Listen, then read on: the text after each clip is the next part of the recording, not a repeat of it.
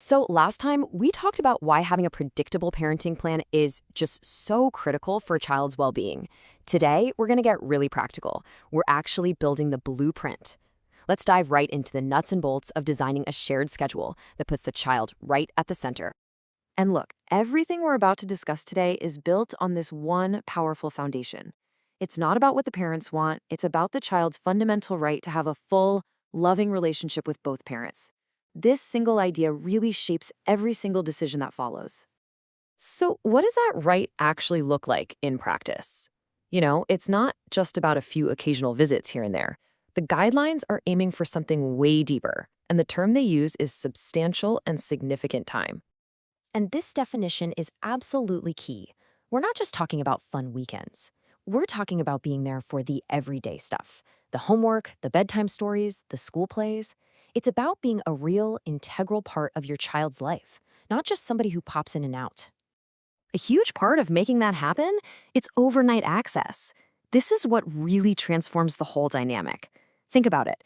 It shifts a parent's role from just visiting to active caregiving. It's the difference between being a guest and being at home, and that consistency is just so vital for building a secure, lasting bond. All right, let's start building this thing.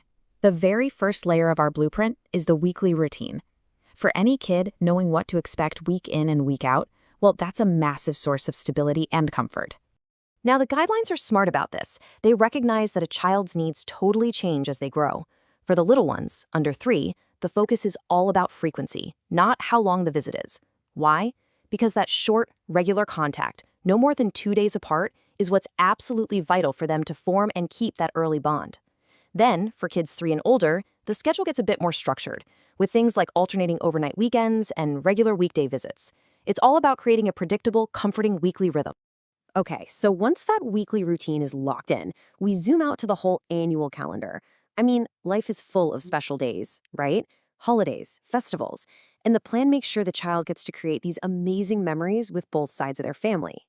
The system is designed to be super simple and fair.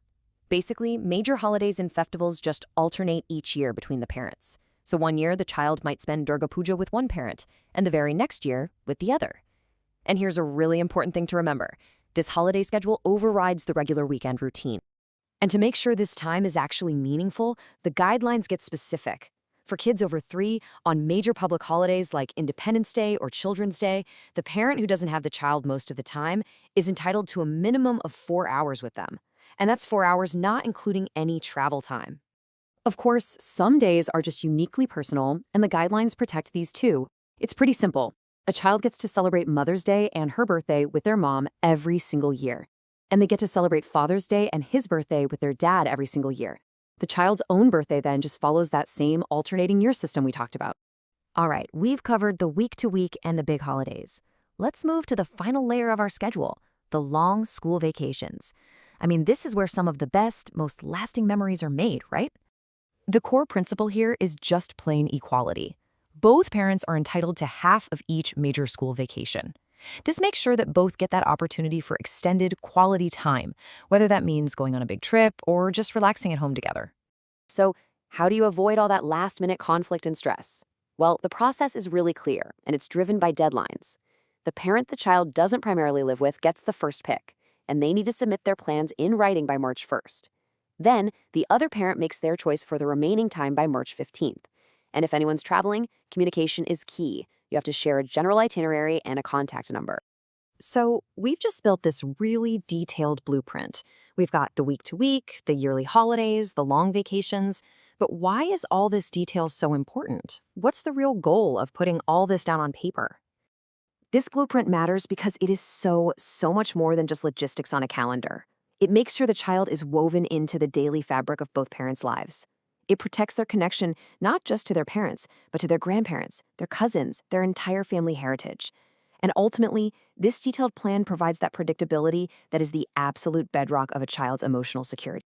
So we've designed the schedule. We know where the child lives and when. But what about the bigger picture? That brings us to the next critical question, and it's going to be the topic of our final explainer in this series. How do you move forward as partners to make those huge decisions about school, health, and everything else that will shape your child's future?